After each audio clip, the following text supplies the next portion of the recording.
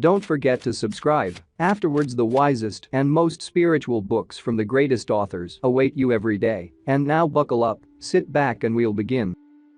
Hazrat Inayat Khan. The Mysticism of Music, Sound and Word. Music. Music, the word we use in our everyday language, is nothing less than the picture of our beloved.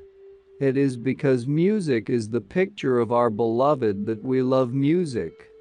But the question is, what is our beloved and where is our beloved? Our beloved is that which is our source and our goal. And what we see of our beloved before our physical eyes is the beauty which is before us. And that part of our beloved not manifest to our eyes is that inner form of beauty of which our beloved speaks to us. If only we would listen to the voice of all the beauty that attracts us in any form, we would find that in every aspect it tells us that behind all manifestation is the perfect spirit, the spirit of wisdom. What do we see as the principal expression of life in the beauty visible before us? It is movement. In line, in color, in the changes of the seasons, in the rising and falling of the waves, in the wind, in the storm, in all the beauty of nature there is constant movement. It is movement which has caused day and night, and the changing of the seasons, and this movement has given us the comprehension of what we call time. Otherwise there would be no time, for actually there is only eternity, and this teaches us that all we love and admire, observe and comprehend, is the life hidden behind it, and this life is our being. It is owing to our limitation that we cannot see the whole being of God, but all that we love in color, line, form or personality belongs to the real beauty, the beloved of all. And when we trace what attracts us in this beauty which we see in all forms, we shall find that it is the movement of beauty, in other words the music. All forms of nature, for instance the flowers, are perfectly formed and colored, the planets and stars, the earth, all give the idea of harmony, of music.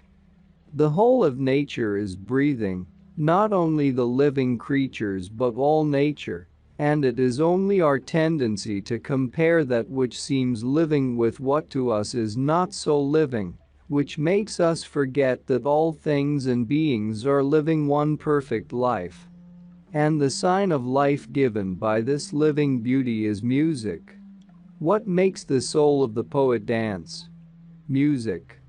What makes the painter paint beautiful pictures, the musician sing beautiful songs? It is the inspiration that beauty gives. Therefore the Sufi has called this beauty Saki, the divine giver who gives the wine of life to all. What is the wine of the Sufi? Beauty in form, in line, in color, in imagination, in sentiment, in manner, in all this he sees the one beauty. All these different forms are part of the spirit of beauty which is the life behind them, a continual blessing. As to what we call music in everyday language, to me architecture is music, gardening is music, farming is music, painting is music, poetry is music. In all the occupations of life where beauty has been the inspiration, where the divine wine has been poured out, there is music. But among all the different arts, the art of music has been specially considered divine, because it is the exact miniature of the law working through the whole universe. For instance, if we study ourselves we shall find that the beats of the pulse and the heart, the inhaling and exhaling of the breath, are all the work of rhythm. Life depends upon the rhythmic working of the whole mechanism of the body. Breath manifests as voice, as word, as sound, and the sound is continually audible, the sound without and the sound within ourselves. That is music. It shows that there is music both outside and within ourselves. Music inspires not only the soul of the great musician, But every infant which, the instant it comes into the world, begins to move its little arms and legs with the rhythm of music. Therefore it is no exaggeration to say that music is the language of beauty, of the one every living soul has loved. And when one realizes this and recognizes the perfection of all beauty as God, our beloved, one understands why the music we experience in art and in the whole universe should be called the divine art. Many in the world take music as a source of amusement, a pastime, and to many music is an art and a musician an entertainer. Yet no one has lived in this world and has thought and felt, who has not considered music as the most sacred of all arts, for the fact is that what the art of painting cannot clearly suggest, poetry explains in words, but that which even a poet finds difficult to express in poetry is expressed in music. By this I do not only say that music is superior to art and poetry, but in point of fact music excels religion, for music raises the soul of man even higher than the so-called external forms of religion. By this it must not be understood that music can take the place of religion, for every soul is not necessarily tuned to that pitch where it can really benefit by music, nor is every music necessarily so high that it will exalt a person who hears it more than religion will do. However, for those who follow the path of the inner cult, music is essential for their spiritual development. The reason is that the soul who is seeking for that is in search of the formless God. Art no doubt is most elevating, but at the same time it contains form. Poetry has words, names suggestive of form. It is only music which has beauty, power, charm, and at the same time can raise the soul beyond form. That is why in ancient times the greatest of the prophets were great musicians. For instance, among the Hindu prophets one finds Narada, the prophet who was a musician at the same time, and Shiva, a godlike prophet, who was the inventor of the sacred veena. Krishna is always pictured with a flute. There is also a well-known legend of the life of Moses, which says that Moses heard a divine command on Mount Sinai in the words, "Muse ki, Moses hark," and the revelation that thus came to him was of tone and rhythm, and he called it by the same name, music. And the words such as music and music have come from that word. David's song and verse have been known for ages. His message was given in the form of music. Orpheus of the Greek legends, the knower of the mystery of tone and rhythm, had by this knowledge power over the hidden forces of nature. The Hindu goddess of beauty, of knowledge, whose name is Sarasvati, is always pictured with the veena. And what does it suggest? It suggests that all harmony has its essence in music. And besides the natural charm music possesses, it has also a magic charm that can be experienced even now. It seems that the human race has lost a great deal of the ancient science of magic, but if there remains any magic it is music. Music, besides power, is intoxication. When it intoxicates those who hear, how much more must it intoxicate those who play or sing themselves? And how much more must it intoxicate those who have touched the perfection of music and have meditated upon it for years and years? It gives them an even greater joy and exultation than a king feels sitting on his throne. According to the thinkers of the East, there are 5 different intoxications. The intoxication of beauty, youth and strength, then the intoxication of wealth. The third is of power, command, the power of ruling, and there is the 4th intoxication, which is the intoxication of learning, of knowledge. But all these 4 intoxications fade away just like stars before the sun, in the presence of the intoxication of music. The reason is that it touches the deepest part of man's being. Music reaches farther than any other impression from the external world can reach. And the beauty of music is that it is both the source of creation and the means of absorbing it. In other words, by music the world was created, and by music it is withdrawn again into the source which has created it. In this scientific and material world we see a similar example. Before a machine or mechanism will run, it must first make a noise. It first becomes audible and then shows its life. We can see this in a ship, in an airplane, in an automobile. This idea belongs to the mysticism of sound. Before an infant is capable of admiring a color or form, it enjoys sound. If there is any art that can most please the aged, it is music. If there is any art that can charge youth with life and enthusiasm, emotion and passion, it is music. If there is any art in which a person can fully express his feeling, his emotion, it is music. At the same time, it is something that gives man that force and that power of activity, which make the soldiers march with the beat of the drum and the sound of the trumpet. In the traditions of the past it was said that on the last day there will be the sound of trumpets before the end of the world comes. This shows that music is connected with the beginning of the creation, with its continuity, and with its end. The mystics of all ages have loved music most.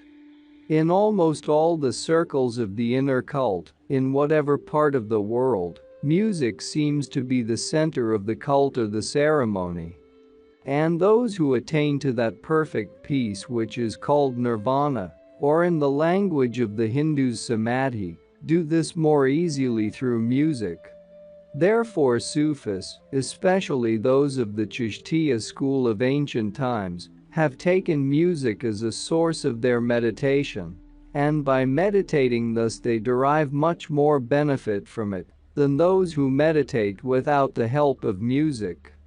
The effect that they experience is the unfoldment of the soul, the opening of the intuitive faculties, and their heart, so to speak, opens to all the beauty which is within and without, uplifting them, and at the same time bringing them that perfection for which every soul yearns.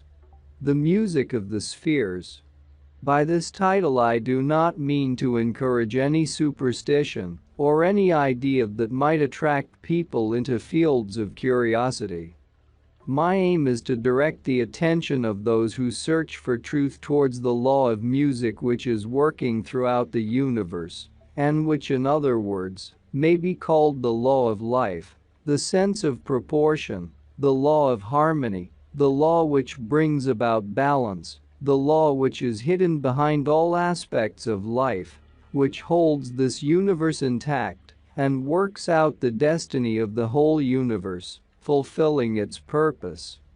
There are many in the world who look for wonders. If one only noticed how many wonders there are in this world, which is all phenomena. The deeper one sees into life, the wider life opens itself to one, and every moment of one's life then becomes full of wonders and full of splendor. What we call music in our everyday language is only a miniature, which our intelligence has grasped from that music or harmony of the whole universe which is working behind everything, and which is the source and origin of nature. It is because of this that the wise of all ages have considered music to be a sacred art. For in music the seer can see the picture of the whole universe, and the wise can interpret the secret and the nature of the working of the whole universe in the realm of music. This idea is not a new idea, yet at the same time it is always new. Nothing is as old as the truth, and nothing is as new as the truth. It is man's desire to search for something traditional, for something original, for something new, All these tendencies can be satisfied in the knowledge of truth.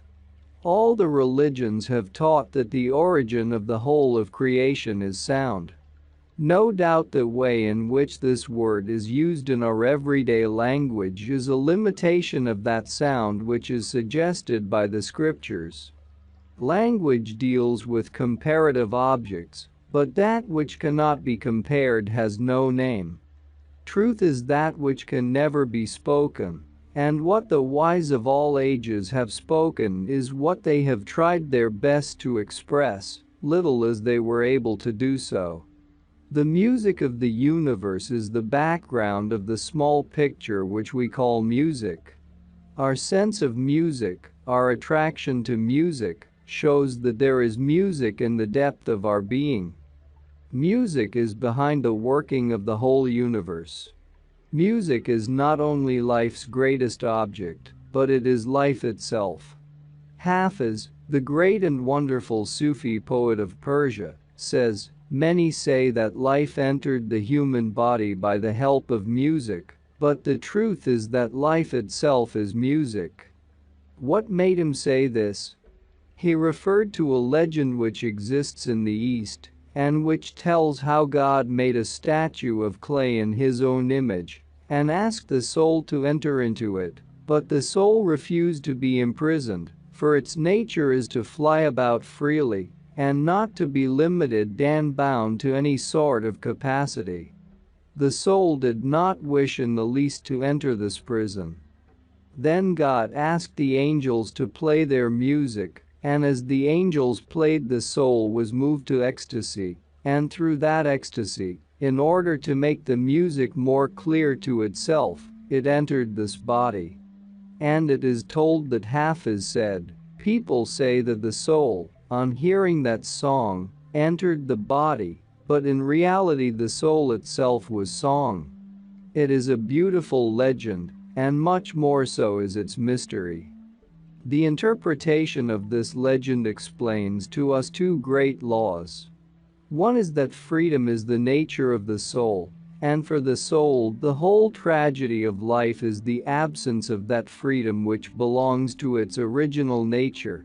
And the next mystery that this legend reveals to us is that the only reason why the soul has entered the body of clay or matter is to experience the music of life and to make this music clear to itself.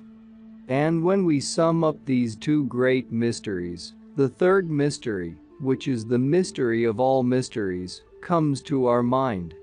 This is that the unlimited part of ourselves becomes limited and earthbound for the purpose of making this life, which is the outward life, more intelligible. Therefore there is a loss and a gain. The loss is the loss of freedom, and the gain is the experience of life, which is fully gained by coming into this limited life which we call the life of an individual. What makes us feel drawn to music is that our whole being is music, our mind and our body, the nature in which we live, the nature which has made us, all that is beneath and around us, it is all music, and we are close to all this music, and live and move and have our being in music.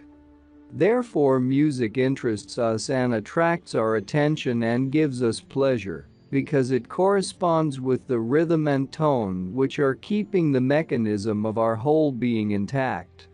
What pleases us in any of our arts, whether drawing, painting, carving, architecture, sculpture, or poetry, is the harmony behind them, the music. What poetry suggests to us is music. The rhythm in the poetry are the harmony of ideas and phrases. Besides this, in painting and drawing it is our sense of proportion and our sense of harmony, which give us all the pleasure we gain in admiring art.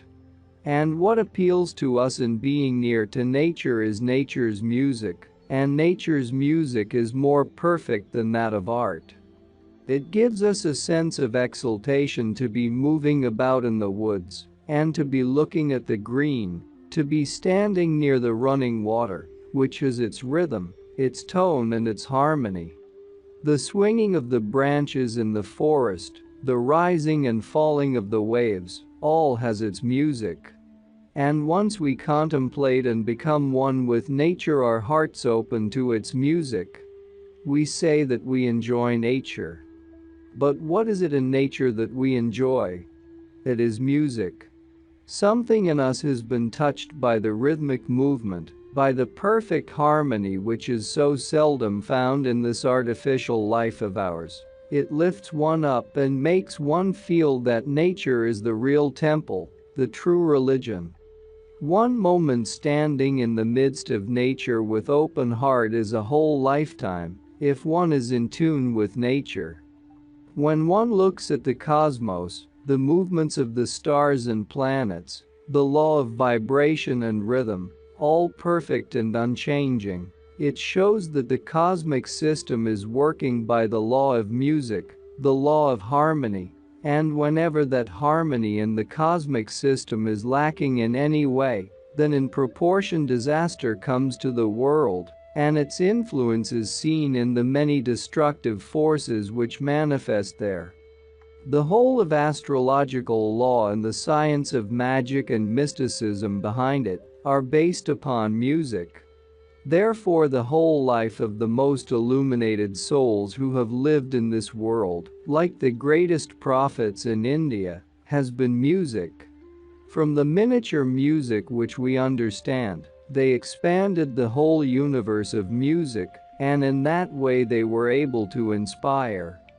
The one who receives the key to the working of life is he who becomes intuitive. It is he who has inspiration. It is he to whom revelations manifest, for then his language becomes music. Every person who comes to us, every object we see, is revealing. In what form? It tells us its character, nature and secrets. Every person tells us his past, present and future. In what way? Every person explains to us all that they contain. In what manner? In the form of music, if only we can hear it.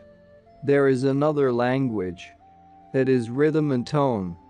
We hear it, but we do not hear it with our ears.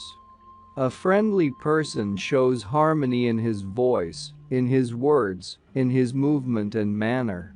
An unfriendly person in his very movements, in his glance and expression, in his walk, in everything, will show disharmony if one can but see it. I had a friend in India who became cross very easily. Sometimes when he visited me I would say, "Are you cross today?" He would ask, "Now how do you know I am cross today?" I said, "Your turban tells me." The way you tie your turban wrongly shows disharmony. One's very actions show an inharmonious or harmonious attitude. There are many things one can perceive in handwriting, but the principal thing in reading handwriting is the harmonious or inharmonious curves. It almost speaks to you and tells you the mood in which the person wrote. Handwriting tells you many things: the grade of evolution of a person who has written, his attitude towards life, his character and his mood when writing. You do not need to read the whole letter he wrote, you only have to see his handwriting. For line and curve will show him to be either harmonious or inharmonious, if only one can see it. In every being you can see this, and if one looks with deep insight into the nature of things, one will read it even in a tree. According to the fruit or flowers which the tree bears, one discovers what music it expresses. You can see from the attitude of a person whether that person will prove to be your friend or will end in being your enemy. You need not even wait until the end. You can see at the first glance whether he is friendly inclined or not, because every person is music, perpetual music, continually going on day and night, and your intuitive faculty can hear that music. That is the reason why one person is repellent and the other attracts you. It is the music he expresses, His whole atmosphere is charged with it. There is a story of Omar, the well-known Caliph of Arabia. Someone who wanted to harm Omar was looking for him, and he had heard that Omar did not live in palaces though he was a king, but that he spent most of his time with nature. This man was very glad to think that now he would have every opportunity to accomplish his object. And as he approached the place where Omar was sitting, the nearer he came the more his attitude changed, until in the end he dropped the dagger which was in his hand and said, "I cannot harm you. Tell me what is the power in you that keeps me from accomplishing the object which I came to accomplish?" And Omar answered, "My at one meant with God." What did Omar mean by that at one meant with God? He meant being in tune with the infinite, in harmony with the whole universe. In other words, Omar was the receptacle of the music of the whole universe. The great charm that the personality of the Holy Ones has shown in all ages has been their responsiveness to the music of the whole being. That has been the secret of how they became the friends of their worst enemies. But it is not only the power of the Holy Ones. It manifests in every person to a greater or lesser degree. Everyone shows harmony or disharmony according to how open he is to the music of the universe. The more he is open to all that is beautiful and harmonious, the more his life is tuned to that universal harmony, and the more he will show a friendly attitude towards everyone he meets. His very atmosphere will create music around him. The difference between the material and the spiritual point of view is that the material point of view sees matter as the first thing and considers that intelligence and beauty and everything else evolved from it. From the spiritual point of view we see the intelligence and beauty first, and from them comes all that exists. From the spiritual point of view we see what one considers last to be the same as first, and therefore in the essence of this whole being, as the basis of all that exists, there is music. One can see that in the essence of the seed of the rose, there is the rose itself, its fragrance, form and beauty, and although in the end it may not be manifested, at the same time it is there. And the one who tunes himself not only to the external but to the inner being and to the essence of all things, gets an insight into the essence of the whole being, and therefore he can to the same extent find and enjoy even in the seed the fragrance and beauty which delights him in the rose. The greatest error of this age is that activity has increased so much that there is little margin left in one's everyday life for repose. And repose is the secret of all contemplation and meditation, the secret of getting in tune with that aspect of life, which is the essence of all things. When one is not accustomed to take repose, one does not know what is behind one's being. This condition is experienced by first preparing the body and the mind by means of purification, and by making the senses fine, one is able to tune one's soul with the whole being. It seems complex, and yet it is so simple. When one is open to one's true friend in life, one knows so much about him. It is only a question of the opening of the heart. It is the at one meant with one's friend. We know his faults and his merits, but we know also how to experience and to enjoy friendship. Where there is hatred and prejudice and bitterness, there is loss of understanding. The deeper the person, the more friends he has. It is smallness, narrowness, lack of spiritual development, which makes a person exclusive, distant, different from others. He feels superior, greater, better than the others. The friendly attitude seems to have been lost. In this way he cuts himself off from others, and in this lies his tragedy. That person is never happy. The one who is happy is he who is ready to be friends with all. His outlook on life is friendly. He is not only friendly to persons, but also to objects and conditions. It is by this attitude of friendship that man expands and breaks down those walls which keep him in prison, and by breaking down those walls he experiences at one-ment with the Absolute. This at one-ment with the Absolute manifests as the music of the spheres, and this he experiences on all sides, in the beauty of nature, in colors of flowers, in everything he sees, and in everything he meets. In the hours of contemplation and solitude, and in the hours when he is in the midst of the world, the music is always there, he is always enjoying its harmony.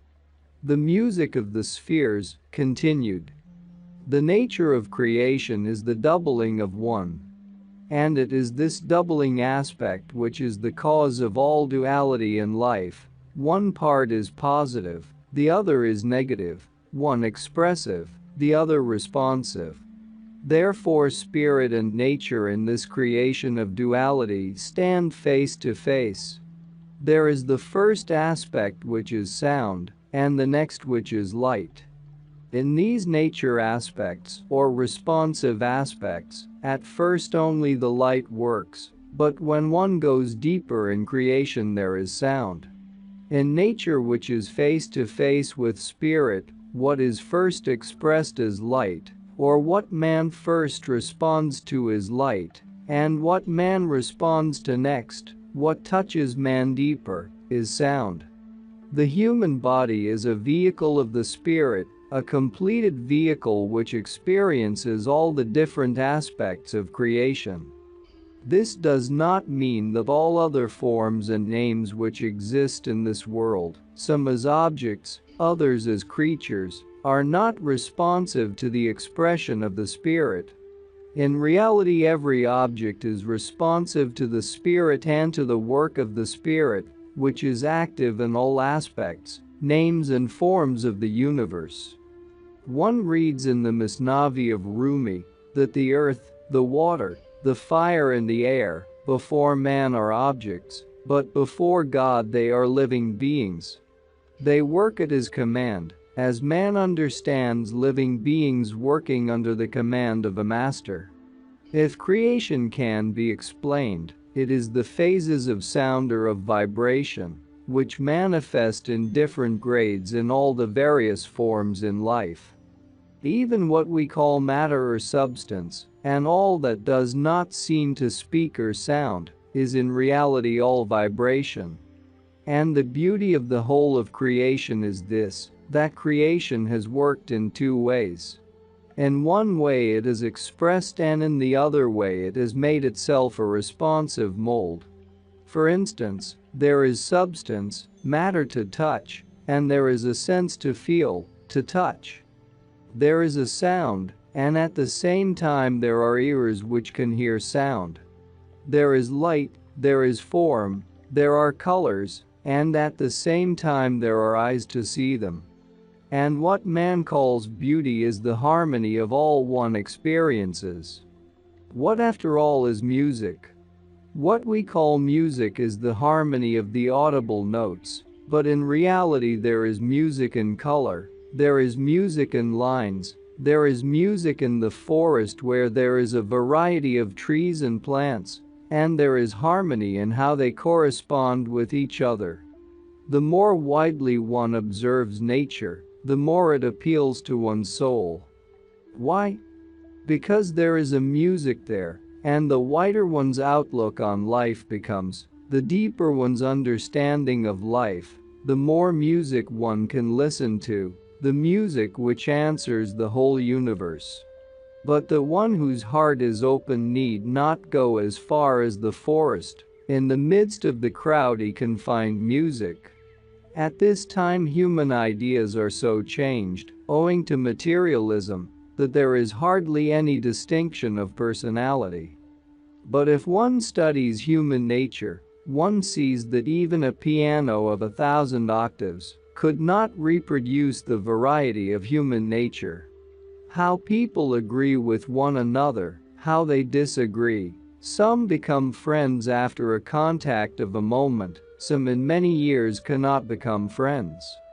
If one could only see to what pitch the different souls are tuned, in what octaves different people speak, what standards different people have. Sometimes there are two people who disagree, and there comes a third person and all unite together.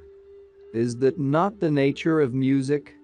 The more one studies the harmony of music, and then studies human nature, how people agree and how they disagree, how there is attraction and repulsion, the more one will see that it is all music. But now there is another question to be understood. That what man knows is generally the world he sees around him. Very few trouble to think that there is something beyond what they see around them. To many it is only a fable when they hear that there are two worlds. But if one looked deep within oneself, one would see that it is not only two worlds, it is so many worlds that it is beyond expression. That part of one's being which is receptive is mostly closed in the average man. What he knows is expressing outwardly and receiving from the same sphere whence he can receive from himself. For instance, the difference between a simple man and a thinking person with deeper understanding is that when a simple person has received a word he has heard it only in his ears, whereas the thinking person has received the same word as far as his mind. The same word has reached the ears of the one and the heart of the other. If this simple example is true, it shows that one person lives only in this external world, another person lives in two worlds, and a third person lives in many worlds at the same time. When a person says, "Where are those worlds? Are they above the sky or down below the earth?" The answer is that all these worlds are in the same place as that person is himself. As a poet has said, the heart of man, if once expanded, becomes larger than all the heavens. The deep thinkers of all ages have therefore held that the only principle of awakening to life is the principle of emptying the self. In other words, making oneself a clearer and more complete accommodation in order to accommodate all experiences more clearly and more fully. The tragedy of life, all its sorrows and pains, belong mostly to the surface of the life of the world. If one were fully awake to life, if one could respond to life, if one could perceive life, one would not need to look for wonders, one would not need to communicate with spirits, for every atom in this world is a wonder when one sees with open eyes. In answer to the question as to what is the experience of those who dive deep into life and who touch the depth within, Hafiz has said, "It is not known how far is the destination, but so much I know, that music from afar is coming to my ears." The music of the spheres, according to the point of view of the mystic, is like the lighthouse in the port that a man sees from the sea, which tells him that he is coming nearer to his destination. What music may this be? If there were no harmony in the essence of life, life would not have created harmony in this world of variety. And man would not have longed for something which was not in his spirit. Everything in this world which seems to lack harmony is in reality the limitation of man's own vision. The wider the horizon of his observation becomes, the more harmony of life he enjoys. In the very depth of man's being, the harmony of the working of the whole universe is summed up in a perfect music. Therefore, the music of the spheres is the music which is the source of creation, the music which is heard while traveling towards the goal of all creation. And it is heard and enjoyed by those who touch the very depth of their own lives. The ancient music. When one looks at this subject from the Eastern point of view, one finds that the Eastern idea of music originated from intuition. But the tradition of any art or even science will tell us the same thing. It is only later that man begins to believe in the outer things and forgets the origin, which is intuition. Music, according to the ancient people, was not a mechanical science or art. Music was the first language. The proof of this can be found even now in the language of the animals and birds, who express their emotions and passions to one another, though there are no words, only sounds. It is the combination of the different sounds of the animals and the birds, which also has an effect upon the numberless multitudes of the lower creation. If music was the first expressive thing in the lower creation, so it was in mankind also.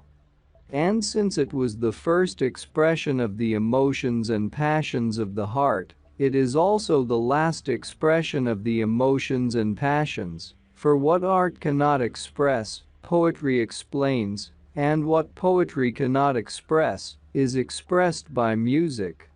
Therefore, to a thinker, music in all ages will stand supreme as the highest expression of what is deepest in oneself. When ancient music is compared with modern music, one will no doubt find a gulf which is too vast to span. But if there is anything which gives one some idea of the original music of the human race, it is Eastern music, which still has traces of the ancient music in it. And if it had been considered in the East only as music, it would perhaps not have been kept intact as it has been, but it has always been taken to be part of religion, and that is how it has been preserved for thousands of years through tradition. One might ask how the music of ancient times can be kept pure, as there is always a tendency in human nature to alter things. The point is that it was always difficult for the human race to change its religion. Anything else might be changed, but there was one thing that was always kept, and that was religion. The religion of the Hindus has come from the Vedanta. And in the Vedanta, the fifth aspect named was music, which was called Samaveda. One can trace back in traditions, by the study of Hindu music, that thousands of years ago they already made as fine a distinction of tones as quarter tones. But it was not only the degree of the sound that was considered in that way, but also the nature and character of the sound was analyzed, just as in chemistry. We can find today in ancient traditions the different effects attached to the different notes, whether dryness or liquidity, whether cold or heat. No doubt it is difficult today to distinguish the sounds which express these different effects, because the distinguishing is now done from the instruments, and in those times it was done only from nature. And yet it is most interesting that we find today in the Sanskrit scriptures the different pitch of sound distinguished in ancient times. In the absence of the piano or of tuning forks, they had to determine the pitch by the sound of different animals and birds, and also the sound was distinguished in different aspects of one special thing. This scientific aspect developed in the same way as the art of the ancient Hindu music. One might wonder about this, thinking it perhaps natural that art should develop thus because these people were so near to nature, but that science was so developed at that time is, in a way, more interesting. Of the way the art developed among the ancient people, references are to be found even now in the East. The idea was that they attached different themes of music to different seasons and different strains of music to different times of the day and night. And as there is nothing in the world which is without reason, that also was not only an imagination or a fancy, there was a logical reason for attributing certain melodies to certain times. If it had been only a poetic fancy, It would have lasted for a short period and would have influenced only a limited circle. But it has lasted for ages, up till now, and has influenced the whole country. It is a usage which was carried on for thousands of years, and today in the east or west, north or south, the same raga is to be found sung at the same time. When sung out of that time, it is not appealing. When we look at it from the metaphysical point of view, we shall find that the realization that science has today and will ever have, that vibration is at the root of the whole of creation, was a certainty to these ancient people and was the basis of their whole science. They knew that that which is created and which is holding, the whole manifestation and the whole cosmos, is one power. Vibration. And it is because of this that astrological science, which had much to do with the way human beings and different countries were influenced, also arose from that science of vibration. And thus music as a science was known by them to have a great deal to do with the influence of the planets, and the continual moving and working of the planets, and their action upon the earth, were the basis of the ragas on which their music was founded. In the Sanskrit tradition of ancient times there were verses to be found having relation to certain planets. Therefore, according to the influence of the planets and of the cosmos, they made their program, and that program was carried out through the whole year. One might think that these influences would be too vague to perceive, that one could not make a program upon the influence of the planets. Nevertheless, humanity in all periods has arranged its life according to the planetary influences. In order to keep their music close to nature, it was necessary for them to give liberty to the singer and player to sing and play as they wished. Naturally, uniformity was lacking, and a standardized system could not be made. That is why their music always remained an individualistic art, not a general education. The music of the ancient people therefore had its advantages and disadvantages. The advantages were this: that a musician, a singer or a player was never bound to sing in a particular way in order to execute properly the music he wanted to place before people, but was always free to give it according to his inspiration at the time. It gave him full liberty to express his emotions, his passions, without any outward restriction which he should obey. No doubt when there were a number of singers and players it was necessary to set a certain standard. Yet that standard did not restrict them very much. And it is this order which was called music. The word music, or Sangeeta in Sanskrit, has three aspects. One aspect is language, the other aspect is playing, and the third aspect is movement. The Hindus have never regarded the science of movement or dance as something separate from music. They have always combined the three aspects of what they called music. As the music of the Eastern people developed, each of these three aspects developed also. For instance, the singing of the more refined people was quite different from that of the peasants. The song of the temple was altogether different from the song of the stage. It was not only that there were particular rules and regulations to be followed, a mechanical difference, but there was also a natural difference. The most important or valuable thing about the music of the ancient people, which so greatly benefited humanity, was that they distinguished the different aspects of music, and thereby came to realize that there was a certain way of expressing the tone and rhythm which brought about a greater emotion or inclination towards action, and they found out, together with this, that there was a certain use of time and rhythm which brought about a greater equilibrium and a greater poise.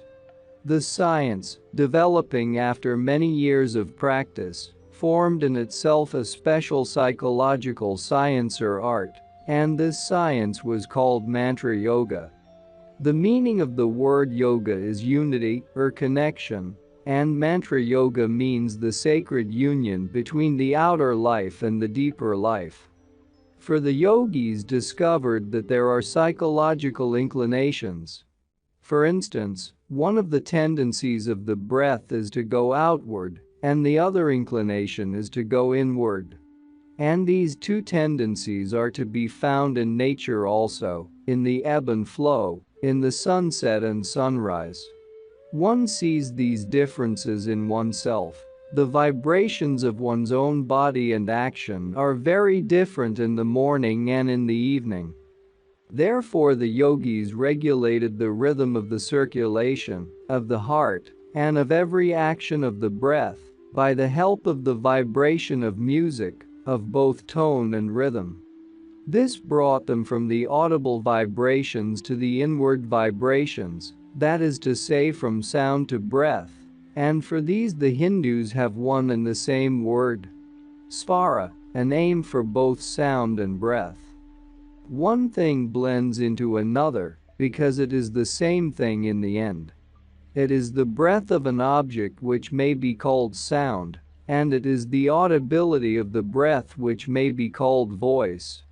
And therefore breath and voice are not two things. Even breath and sound are not two things if one could understand that both have the same basis. If there is any explanation of why man rejoices or is impressed by the music played to him, it is this. Is it only an amusement or a pastime? No, there is something else besides that.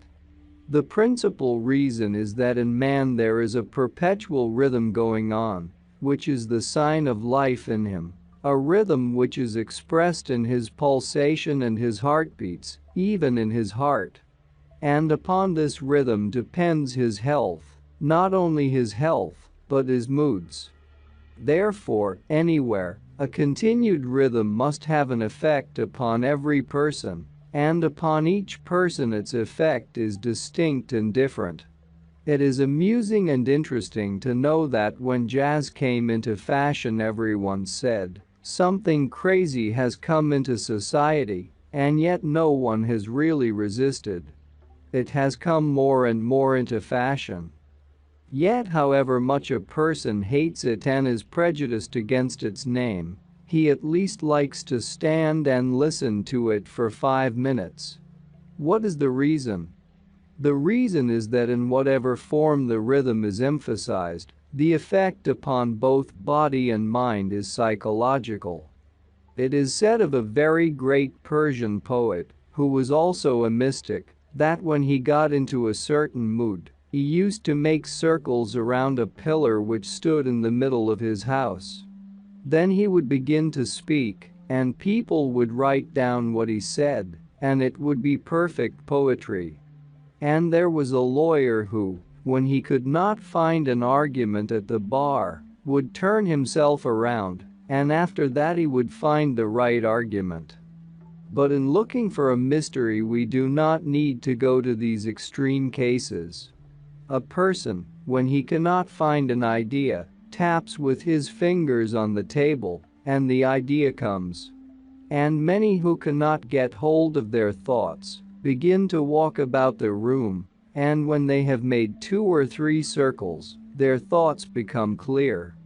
If this is true, we come to the realization that the human body is a kind of mechanism which must go on regularly. If this is stopped in some way, there is something stopped in the body or in the mind. This brings one to the understanding that upon rhythm the mood, the health, and the condition of man's mind depend not only on the rhythm which he gets from music, but also on the rhythm of his own breath. This rhythm has also a great deal to do with the rhythm of his life. It is also very true that there are certain kinds of sound which irritate man and have a bad effect upon the nerves, but there are other kinds of rhythm which have a soothing, healing and comforting effect upon the mind. Music is sound and rhythm. And if sound and rhythm were understood in their nature and character, then music would not only be used as a pastime, but would become a source of healing and upliftment. The Sufis of ancient times, the great mystics, used to develop this art to bring about poise in life after their everyday activity. Some Sufis who adopt a certain method of progress on the spiritual path and who try to live a life as far away from the world as possible are known as dervishes. They are also often called fakirs and have great powers of wonder working and of insight. They are dreamers and lovers of God. They worship God in nature, especially in human nature. Among many ways of spiritual development they have one called sama, which is listening to music. They listen to music in an assembly of the initiated. No one uninitiated is allowed to enter their assembly. They address one another saying, "O King of Kings, O Sovereign of all sovereigns," and are mostly clad in patched robes or in rags. They never think of tomorrow, their thought is only for the moment, to quench the thirst and to satisfy the hunger of the moment. The care of tomorrow they leave to the morrow, it is just with now that they are concerned, if they are at all concerned with life. They are the ones who are really entitled to enjoy the beauty of music, whose spirit and soul are responsive, with open centers, who make themselves into a medium of resonance for the music they hear. Therefore music touches them differently from any other people. Music touches the deepest part of their being. Thus moved by music, they manifest various states, termed by Sufis hal. Anyone among them who is moved by the spirit may manifest ecstasy, watched, in the form of tears, sighs, or dance. This is the reason why those who do not understand the meaning of their dance call them howling dervishes or dancing dervishes. The gold of heaven is dust to the worldly man, and the gold of the earth is dust to the heavenly. To either the gold of the other means nothing but dust. Their coins are not interchangeable. Therefore the bliss of the dervish is understood by very few. But one can learn from this the theory of the whole process of their spiritual development.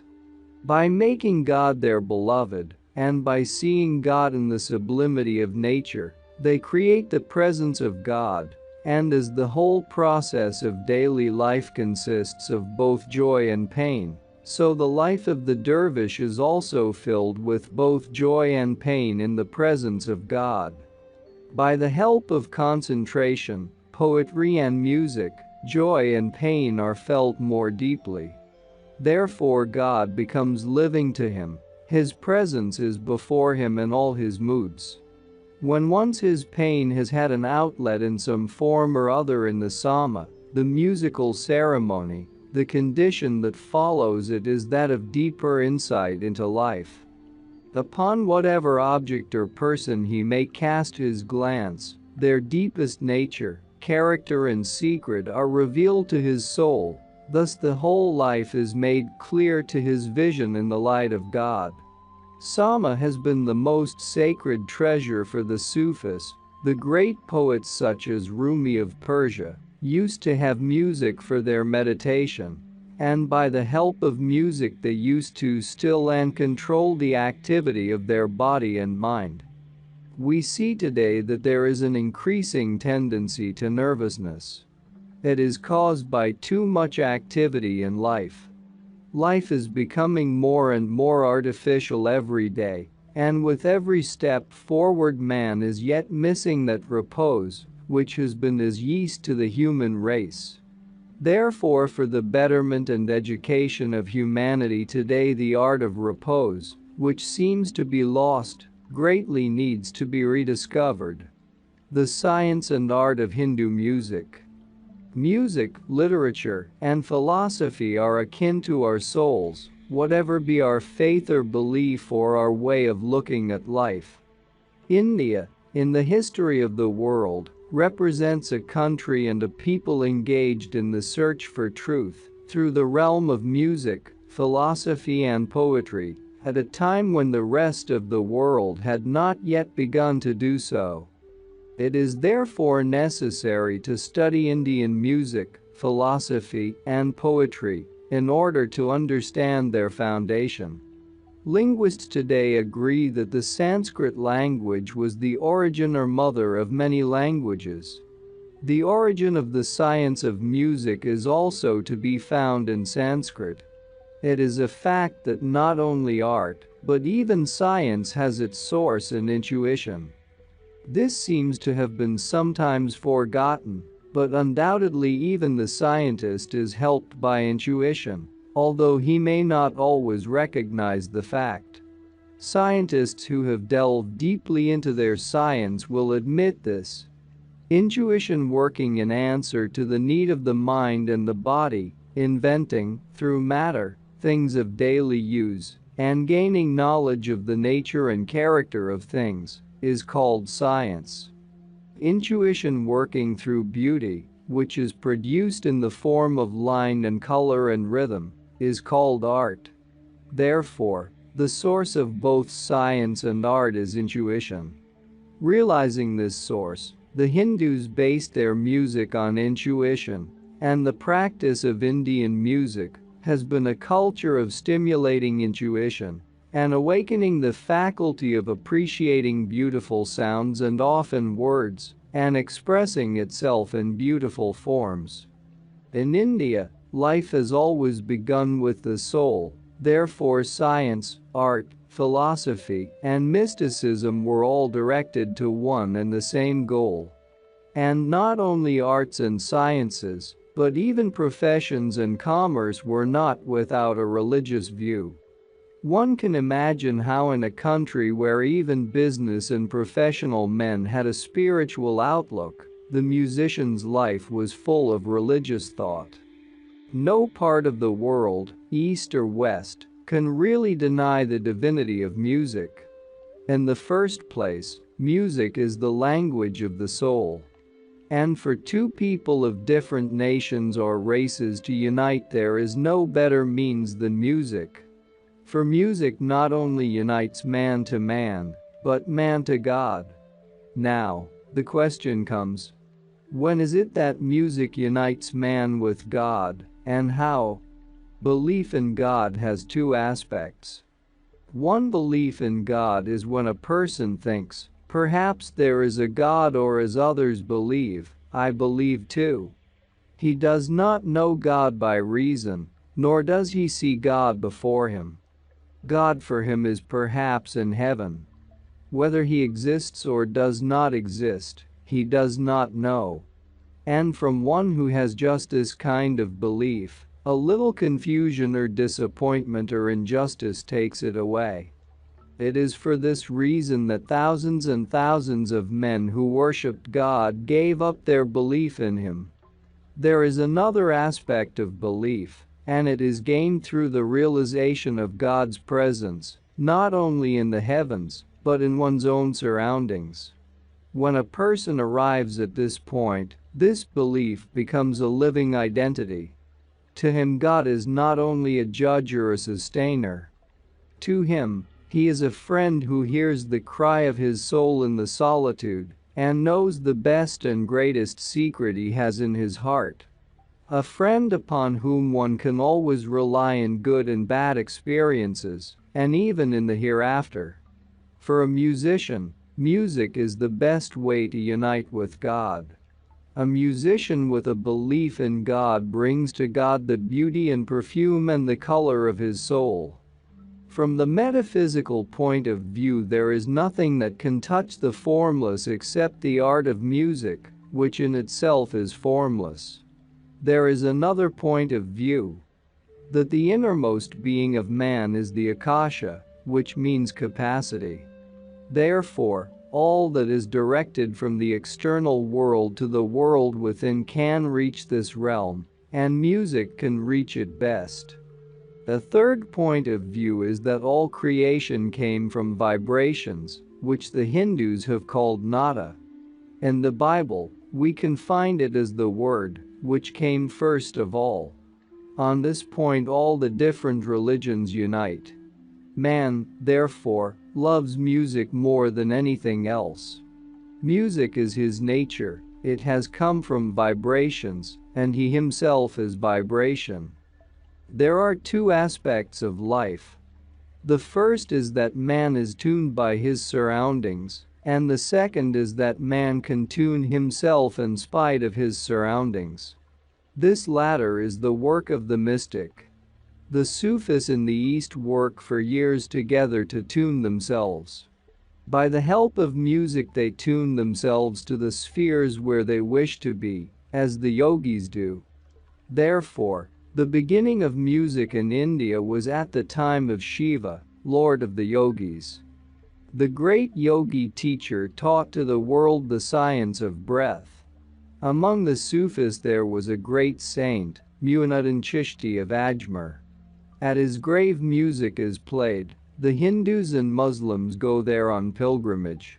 This shows that the religion of the knowers of truth is the religion of God. The prayer of the greatest devotee arises from his heart into the realm of music. All the various methods of bringing about calm and peace can be attained through the help of music. The music of India can be divided into 4 periods: the Sanskrit period, the Prakrit period, the Mughal period and the modern period. The Sanskrit period is on mystical lines. The Prakrit period is expressive of emotions of different sorts. In the Mughal period music was influenced by Persia and Arabia and developed into modern music. Besides this, the 2 different races in India, the Dravidians and the Aryans, both had their own tradition of music. The Dravidians or Carnatic race produced a music of southern India, and the Aryans or Hindus produced a music of northern India. The science of Indian music has come from 3 sources: mathematics, astrology, and psychology. We find this in Western music also, for the entire science of harmony and counterpoint is based on mathematics. In Sanskrit, the science of Hindu music is called pristara, which means mathematical arrangement of rhythm and modes. In the Indian system there are a great many modes and rhythms which are used in everyday music. The modes are called ragas, and they are grouped together in 4 classes. One class has 7 notes, as in the natural scale of Western music. Then there are the modes of 6 notes, where one note of the 7-note raga is omitted. That gives quite another effect to the octave and has a different influence on the human mind. There are also ragas of 5 notes, omitting 2 notes of the scale. In China they use a scale of 4 notes, but not in India. Some say that the origin of the scale of 4 or 5 notes lies in the natural instinct that man shows in his discovery of instruments. The first instrument was the flute, symbolical of the human voice. It seems natural that after taking a piece of reed from the forest, man would make 4 holes in that reed at distances where he could place the tips of his fingers without effort, and would then make 1 hole below. That made the raga of 5 notes. It was only later that scientists arrived at the knowledge of vibrations. But this scale comes naturally when a man places his hand on the reed, and a great psychological power seems to be attached to it. It has a great influence on human nature. This shows that the power of anything deriving directly from nature is much greater than when man has made changes and alterations in order to create a new form in art. The science of astrology was based on the science of cosmic vibrations, for everything depends on vibratory conditions, including the position of the stars and planets and of individuals, nations, races and all objects. A great deal of secret power which the Hindus have found in the science of music has been derived from the science of astrology. Every note of Hindu music corresponds with a certain planet, and every note reflects a certain pitch of the animal world. In the ancient Vedas, the science of the elements, fire, water, air and ether, is to be found. These words should not be taken as meaning the same as in everyday language. The element of water, for instance, signifies a liquid state. Fire signifies heat or warmth. Through this science, the Hindus have been able to arrange some ragas or modes to be sung or played at a certain time of day or night. Undoubtedly, those who knew the alchemy of the vibrations have worked wonders by the power of their music. After the songs have been sung for thousands of years, the race has developed such a sense of appreciation of these ragas that even an ordinary man in the street cannot bear to hear a morning raga sung in the evening. He may not know the notes, but to his ears it sounds disagreeable. He cannot bear to hear it. It is like taking a stroll on a midsummer morning wearing an evening dress. We may say it is a matter of habit, and that is true. But at the same time, a mode that should be sung in the middle of the night loses its beautiful influence if we sing it at noon. Every planet has a certain influence, and there must be a certain mode to answer it. If this is not taken into consideration, music may become a pastime. But it does not do the work for which it is designed. To an Indian, music is not an amusement or only for entertainment. It is something more than that. It answers the deepest demands of the soul. Man is not only a physical body, he has a mind too. The body hungers for food, and what generally happens is that man only ministers to his bodily needs and gives no attention to his inner existence and its demands. He experiences momentary satisfaction, but then he hungers again, not knowing that the soul is the finest of man's being. And so that unconscious craving of the soul remains. In the undeveloped person, that silent craving of the soul becomes something disagreeable and makes him restless or irritated.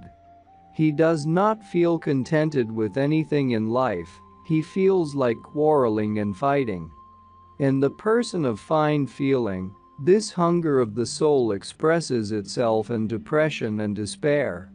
He finds some satisfaction in love of reading, love of art.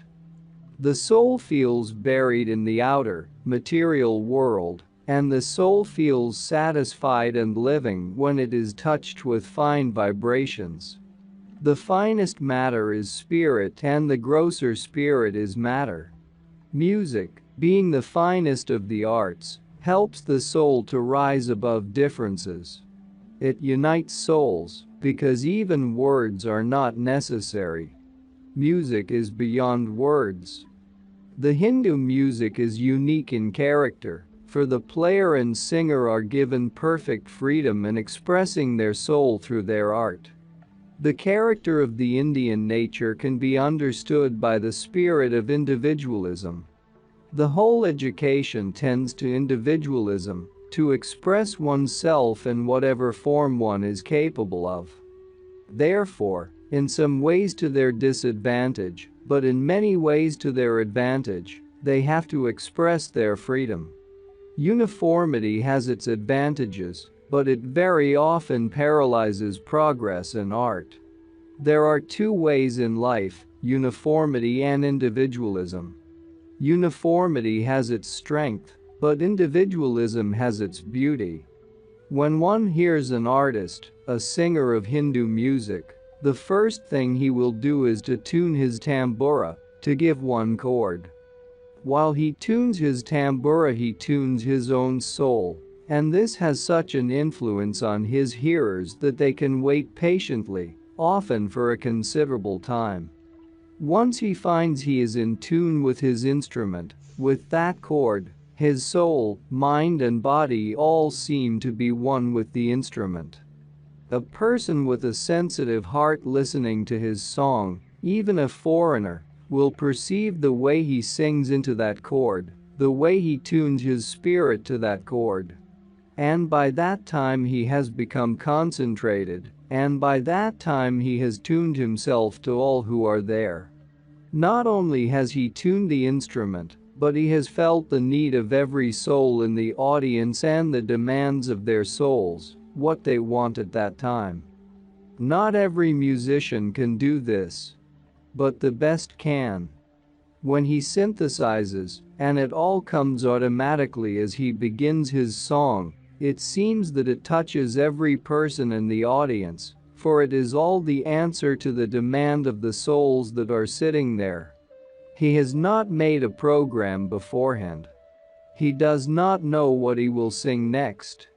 But each time he is inspired to sing a certain song, or to play a certain mode, he becomes an instrument of the whole cosmic system, open to all inspiration, at one with the audience, in tune with the chord of the tambura, and it is not only music, but spiritual phenomena that he gives to the people.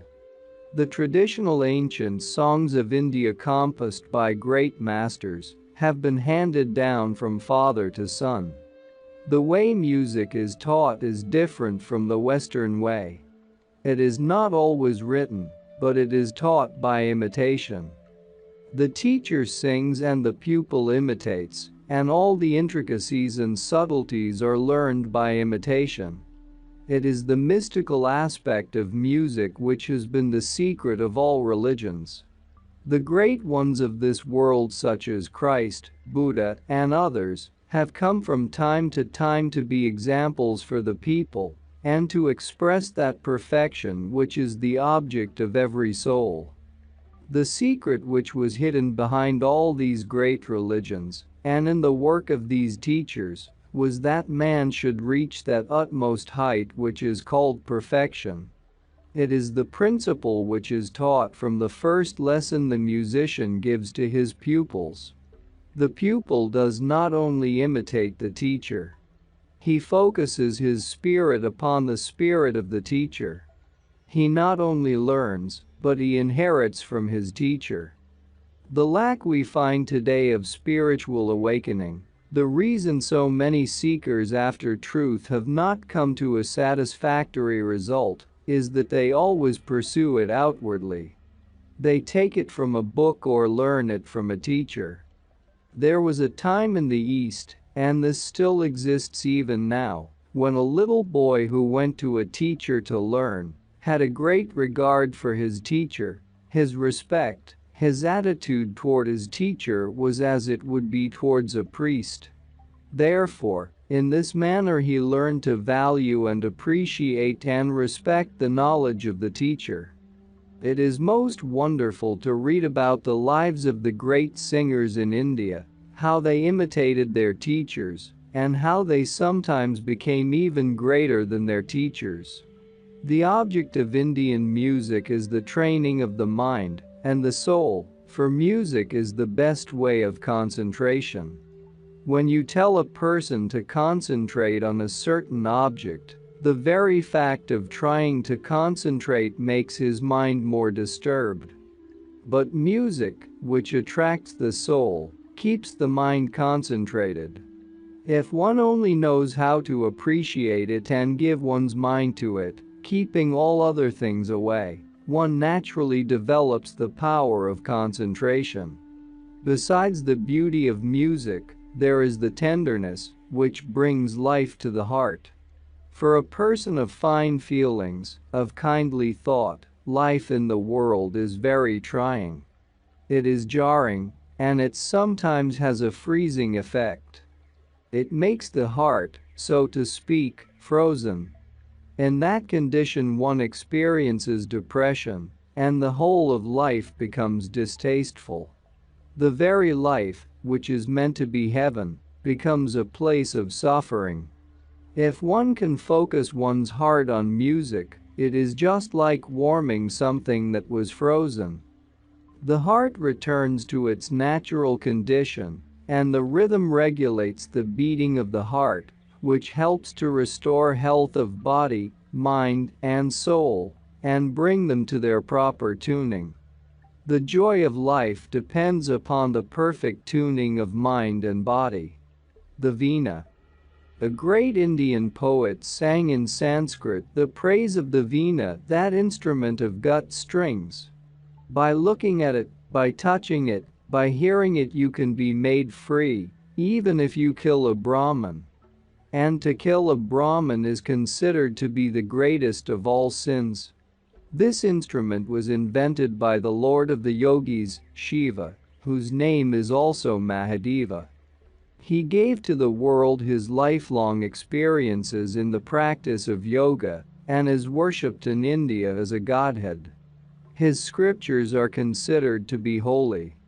He was a great master of breathing and an ascetic. He lived in the mountains, where he sat and breathed the free air of the wide horizons of the east, and practiced mantras, words and phrases, which changed the whole being of man. Then he wanted to make some instrument to be used for higher exaltation through music. In the forest he cut a piece of bamboo. He then took 2 pumpkins, hollowed them out and tied them onto the bamboo. He made gut strings from animals, and these he tied onto the instrument. In this way he made the first Veena, and he practiced on it in the solitude. It is told that when the deer in the forest heard him play, they used to say, "Make the strings of my own veins, and put them on your Veena, but as long as I live, continue to play." Mahadeva made his instrument as a help for the human body and mind, considering its condition in the morning, in the midst of the day, in the afternoon, in the night, and when waking at dawn. He found that at every time of the day and night, a particular effect was made upon the human body and spirit, and that a rhythm akin to that particular time should be prescribed psychologically and mystically in order to elevate the soul.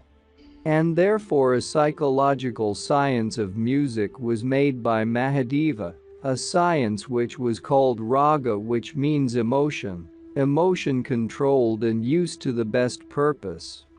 When his consort Parvati saw this instrument, she said, "I must invent my Veena." So she took halves of the pumpkins and produced another kind of Veena, the Sarasvati Veena.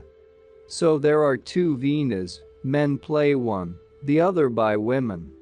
On this latter instrument not only sharp and flat notes are produced, but also microtones, and in this way the music becomes rich. But to develop the science of microtones is so difficult that it takes a lifetime. The musicians of India devote 12 hours or more of the day to the practice of the different rhythms, improvising on them. And in the end they produce a psychological effect which is not music but magic, a magic that can thrill a person and that can penetrate the heart of man.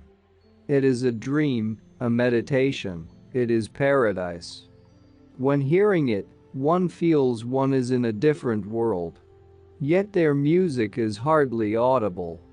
Instead of it being played before thousands of people, only 1 or 2 or 3 persons of the same quality and nature come together to enjoy that music thoroughly.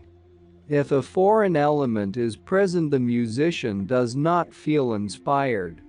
Once a musician was invited to play the Veena.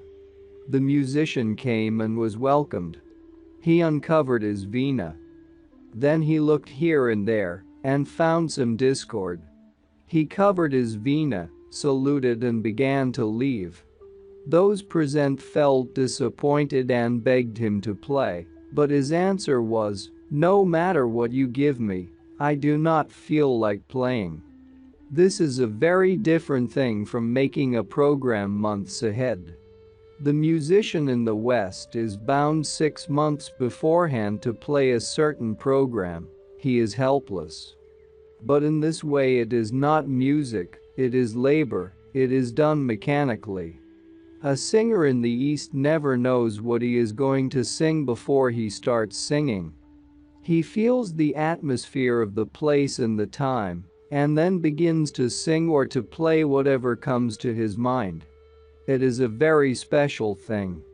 I do not mean to say that music of this kind can be universal music. It belongs to some rare person in a secluded place. In India, musicians are now dying out because of lack of appreciation. Those potentates, those gurus, those teachers of high inspiration who lived in the past, appreciated this music. But even in India, people are becoming industrialized and more materialistic, and music is dying. There are very few now of those musicians of former times who would make all those who listen spellbound. They hardly exist any longer. Among millions there are perhaps 3 or 4, and they will have vanished in a few years. Maybe one day the Western world will awaken to India's music, as now the West is awakening to the poetry of the East and beginning to appreciate such works as those of Rabindranath Tagore. There will come a time when they will ask for music of that kind too, and then it will not be found, it will be too late. But there is no doubt that if that music, which is magic and which is built on a psychological basis, is introduced in the West, it will root out all such things as jazz. People seem to spoil their senses. This music is destroying their delicacy of sense. Thousands every day are dancing to jazz music, and they forget the effect it has upon their spirit, upon their mind, upon their delicate senses. There was a prince of Rampur who wanted to study music with a great teacher. But the teacher knew the character of the prince, who was fond of music, and he understood that many musicians would want to show their talents before him.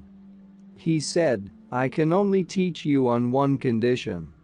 I do not want to hear any musician who is not an accomplished artist, because your sense of music must not be destroyed. It must be preserved for delicate music. It must be able to appreciate the fine intricacies. When the education of the public destroys the delicacy of its musical appreciation, it cannot help the fact that it does not like listening to real music, but prefers jazz. Instead of going forward, it is going backward. And if music, which is the central theme of the whole human culture, is not helping people to go forward, it is a great pity." Veena music is very much like the human voice. If you heard the veena played, you would never think that it is an instrument. Veena music is not as magnetic as the music of the human voice, but it is more attractive, more impressive. And all the delicacies of the human voice and its silky structure are perfected in the sound of the veena, the manifestation of sound on the physical plane. Modern science has discovered recently that on certain plates one can see clearly the impression of sound. It is made visible. But in reality, on all objects the impression of sound falls clearly, only it is not always visible. It remains for a certain time on any object, and then it disappears. Those who have discovered scientifically the different impressions that are made by sound have found the clear forms of leaves and of flowers, and of other things of nature, which is the proof of the belief that the ancient people held, and which is expressed in the Vedanta in the well-known phrase, "Nada Brahma," meaning sound, the creator.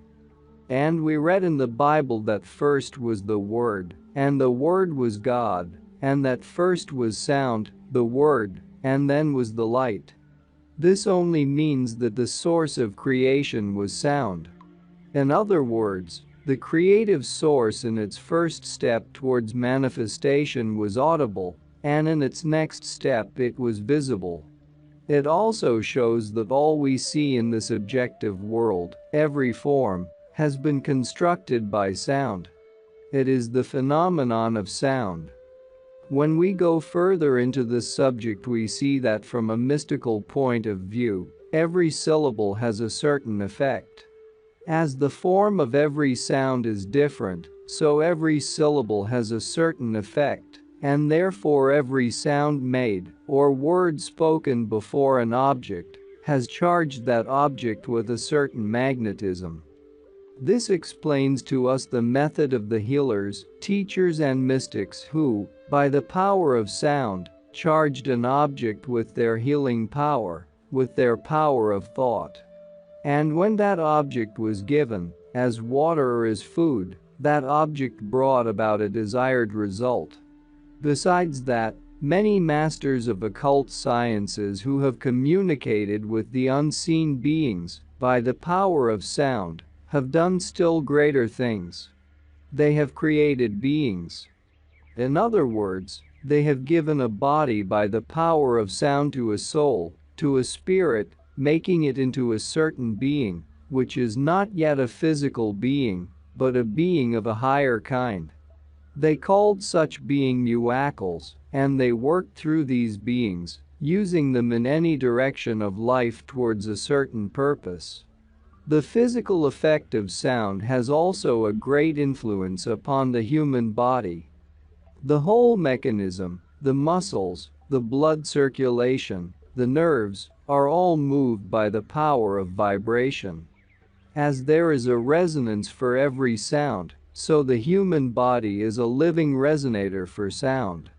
Although by sound one can produce a resonance in all substances, such as brass and copper, yet there is no greater and more living resonator of sound than the human body.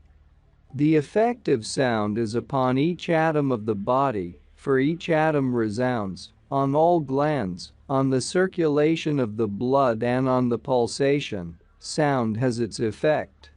In India there is a feast every year at which the people think of the great heroes of the past and mourn over their life's tragedy. Certain instruments are played, certain drums, sometimes very badly, sometimes by one who knows better.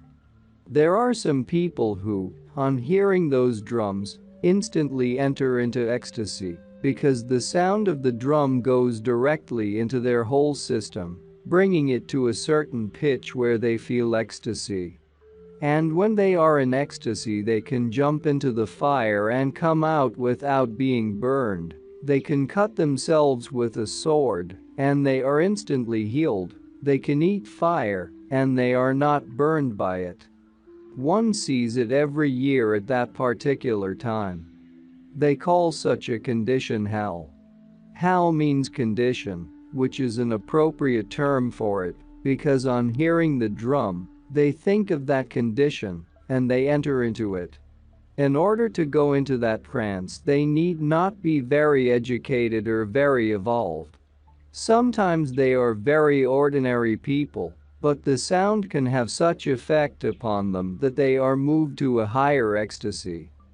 The question was raised by a physician in San Francisco, Dr. Abrams, of how the sudden healing of a sword cut in ecstasy is brought about. Although all other doctors disagreed with him, he intuitively thought that by the help of vibrations, illnesses could be cured. But instead of looking for the power of vibrations in the word, he wanted to find it in electricity. Yet the principle is the same. He took the rate of vibrations of the body, and by the same rate of electrical vibrations, he treated the elements of the body. He began to get some good results, but it is a subject which will need at least a century to develop fully. It is a vast subject, and this is just a beginning, therefore there is still no end to the errors, but at the same time, if people could bear with it, after many years something might come out of it, which could be of great use to the medical world. This example shows that when a man can cut himself and be healed at the same time, he has created such a condition in his body that its vibrations are able to heal any wound immediately. But when that same person is not in that condition, then if there is a cut, he cannot be healed. He must be in that particular condition. The vibrations must be working at that particular rate. There is a school of Sufis in the East which is called the Rafa'i school. Their main object is to increase the power of spirit over matter. Experiments such as eating fire or jumping into the fire or cutting the body are made in order to get power and control over matter.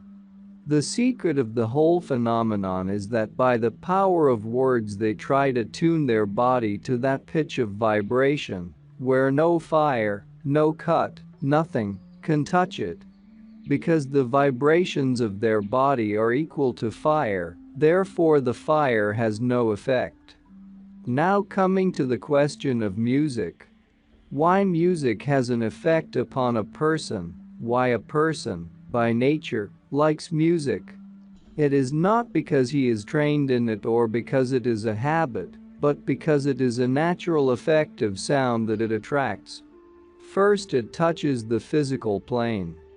The snake charmers in the East have proved many times that by playing their simple instrument called pungi, they can attract the serpents of the vicinity. The sound has this effect upon the physical body of the serpent, and it begins to feel quite different. Through that effect, it is attracted to the sound, even to sacrifice its life, for then it is caught by the snake charmer.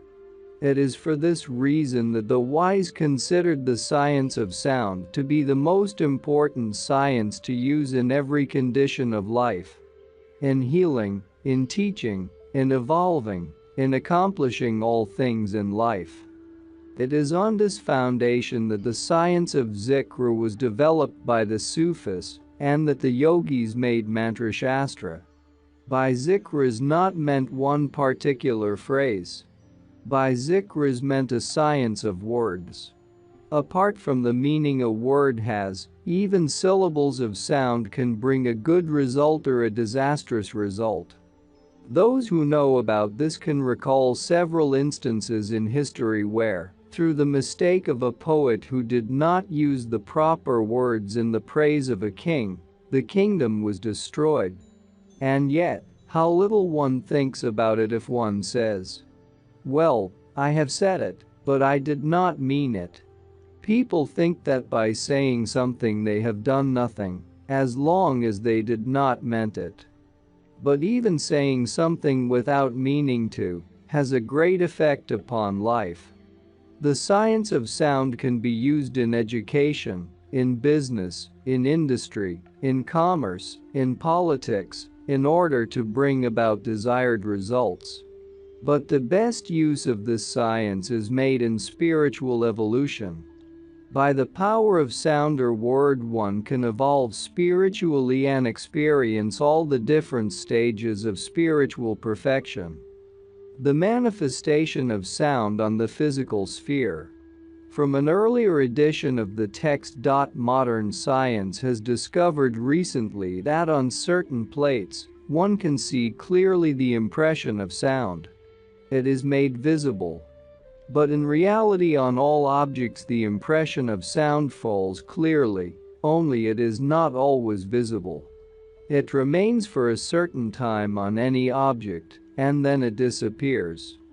Those who have discovered scientifically the different impressions that are made by sound have found the clear forms of leaves and of flowers and of other things of nature, which is the proof of the belief that the ancient people held, and which is expressed in the Vedanta in the well-known phrase, "Nada Brahma," meaning sound, the creator. And we read in the Bible that first was the Word, and the Word was God, and that first was sound, the Word, and then was the light. This only means that the source of creation was sound. In other words, The creative source in its first step towards manifestation was audible, and in its next step it was visible. It also shows that all we see in this objective world, every form, has been constructed by sound. It is the phenomenon of sound. When we go further into this subject, we see that from a mystical point of view, every syllable has a certain effect. As the form of every sound is different, so every syllable has a certain effect, and therefore every sound made, or word spoken before an object, has charged that object with a certain magnetism. This explains to us the method of the healers, teachers and mystics who, by the power of sound, charged an object with their healing power, with their power of thought. And when that object was given, as water or as food, that object brought about a desired result.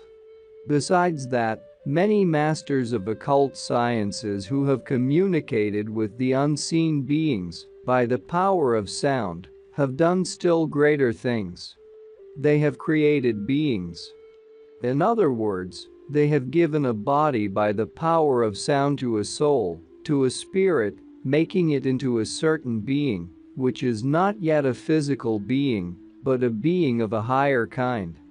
They called the serpent, and it begins to feel quite different. Through that effect, it is attracted to the sound, even to sacrifice its life, for then it is caught by the snake charmer.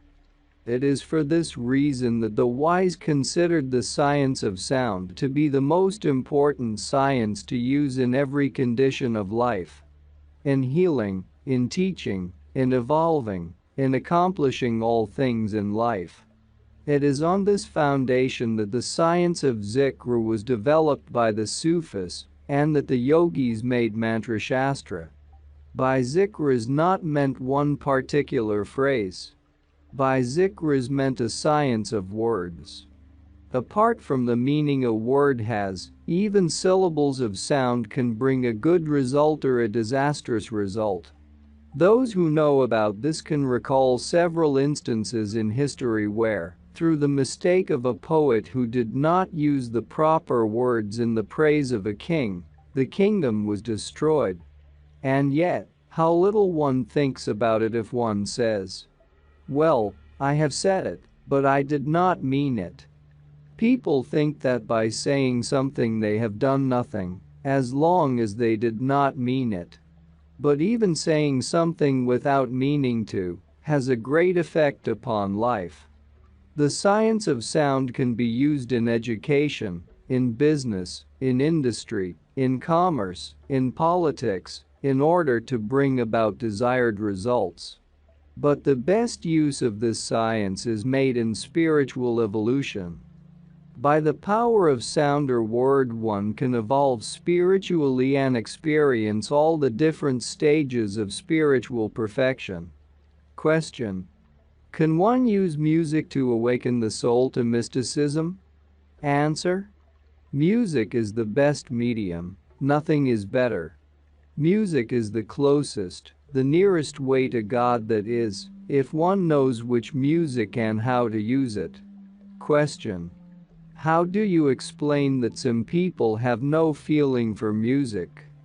Answer: I only explain that feeling is not yet created in them. The day when they begin to feel life, they will begin to enjoy music also. Question: how is the sudden healing brought about of the sword cut made while in ecstasy? Answer: this point was touched upon by a physician in San Francisco, Dr. Albert Abrams.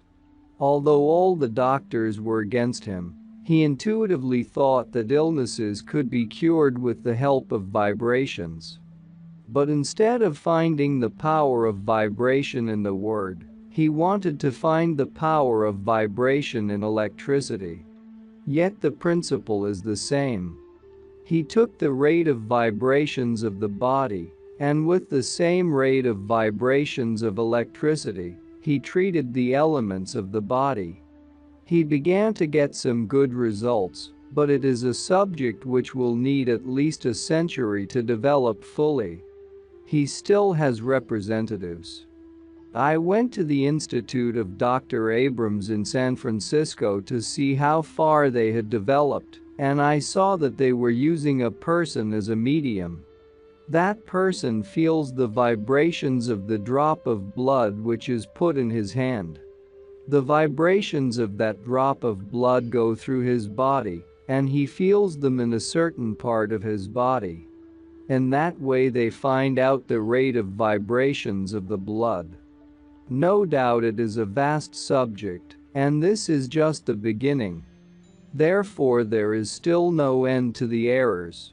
At the same time, if people could bear with it, something might come out of it in many years' time, which could be of great use in the medical world.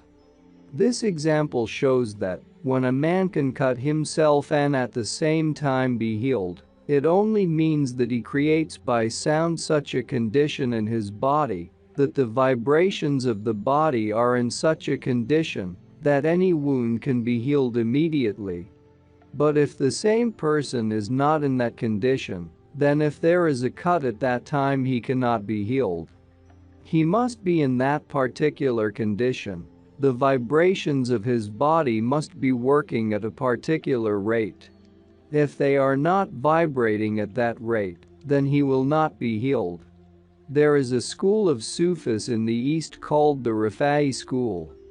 The main object of this school is to increase the power of spirit over matter, and such experiments as eating fire, or jumping into the fire, or cutting the body, are made in order to get power and control over matter. The secret of the whole phenomenon is that by the power of words they try to tune their body to that pitch of vibration, where no fire, no cut, nothing can touch it. Because the vibrations of their body are equal to those of the fire, therefore the fire has no effect. Question: in human life, is it possible to hear the soundless sound? Answer: yes. It is by hearing the soundless sound that souls have reached the highest point and have discovered that there is a soundless sound. Question: what do you mean by the soundless sound? Answer: sound is that which is heard by the ears, and soundless sound is audible without the help of the ears. Question: those who hear the soundless sound, are they clear-sighted? Answer: it is not necessary for a person to be born with clear sight or with the hearing of the soundless sound. If a person is born with that tendency, then it is no credit to him. I think that the best thing is to be like everybody else and at the same time to evolve, so that one experiences all that is possible, all that is latent in man, giving others the proof that we are not different from everybody else. We are the same, but this is latent in man. Question: by evolving you get it? Answer: yes. Question: is it possible for a person who is born with a gross nature to become fine? Answer: certainly. Other things apart, even those who have done the zikr in the right way in 6 weeks' time, the vibrations of their body change. In 6 weeks' time, those who do it properly become finer. Take the grossest person, make him do the zikr, in 6 weeks' time his vibrations will change.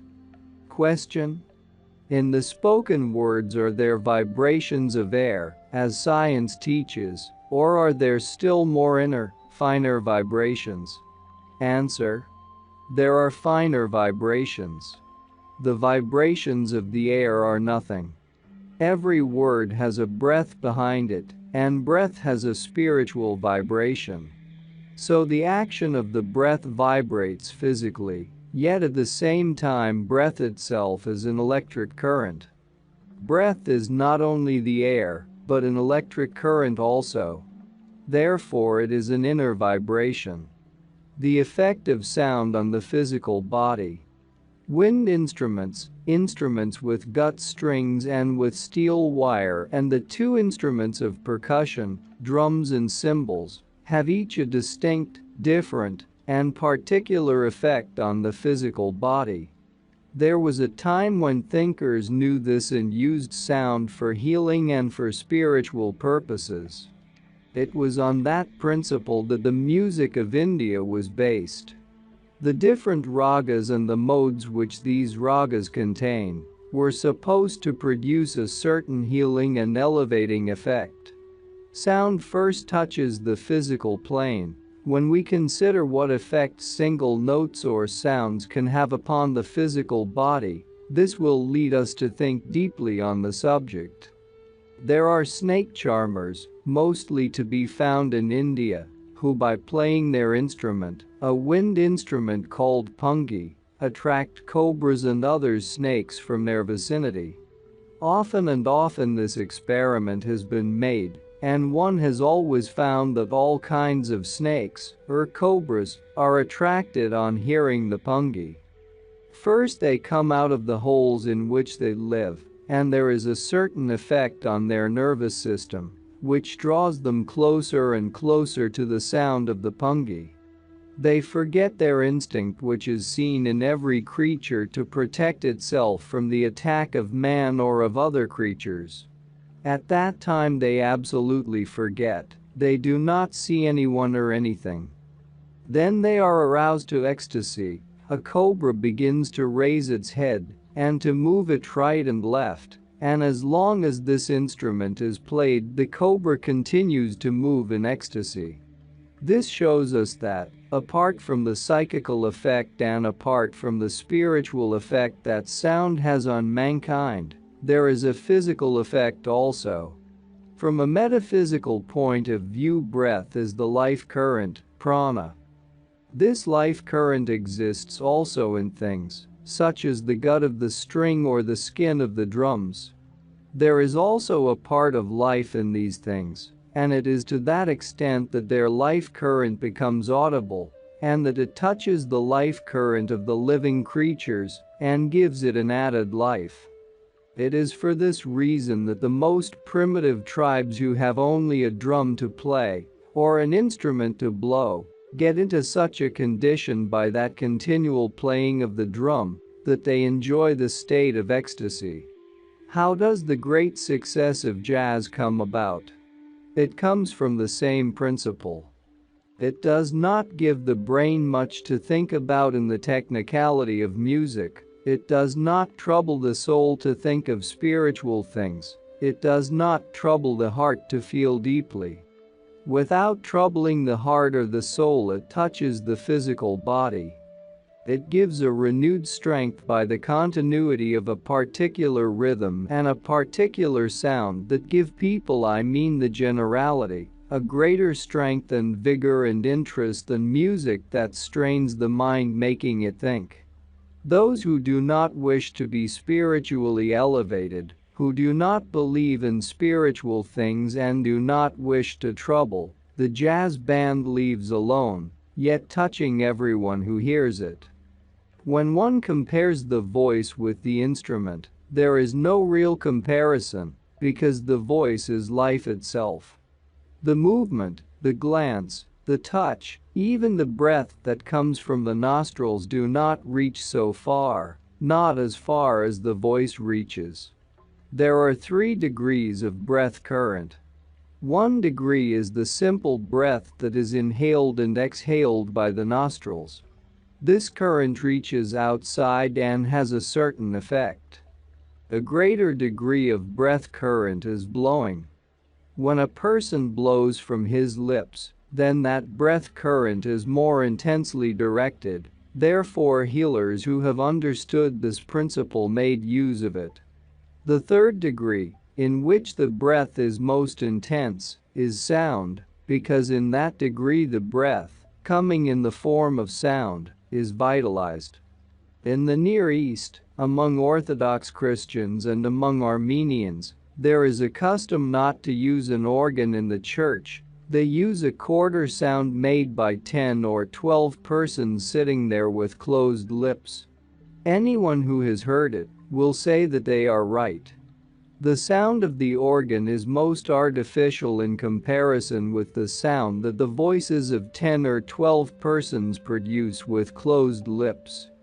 This has such a wonderfully magic effect, it reaches so far and so deeply into the heart of man, and it produces such a religious atmosphere among them, that one feels that there is no necessity for an organ.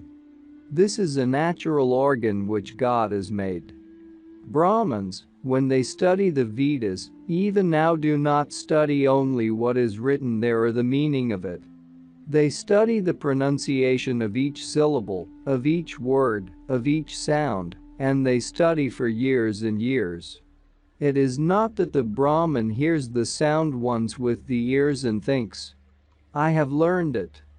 No, he thinks that 1,000 repetitions of the word will one day produce that magnetism, that electricity, that life current which is necessary, and which only comes by repetition. Now this life current that comes through the breath and manifests through the voice and touches another person, what action does it take? It touches the 5 senses. The sense of sight, the sense of hearing, the sense of smell, the sense of taste, and the sense of touch. It is not true that a person hears sound only through his ears. He hears sound through every little pore of his body. It permeates through his whole being, and according to its particular influence, it either slows the rhythm or it quickens the rhythm of the blood circulation.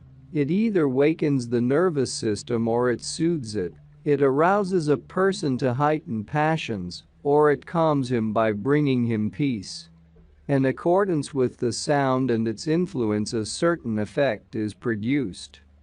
Therefore, the knowledge of sound can place in the hand of a person a magical instrument with which to wind, tune, control, and utilize the life of another person to the best advantage. The ancient singers used to experience the effect of their spiritual practices upon themselves first. They used to sing one note for about half an hour and observe the effect of the same note upon all the different centers of their own body. They noted what life current is produced, how it opened the intuitive faculties, how it created enthusiasm, how it gave added energy, how it soothed and how it healed. So for them it was not a theory, it was an experience.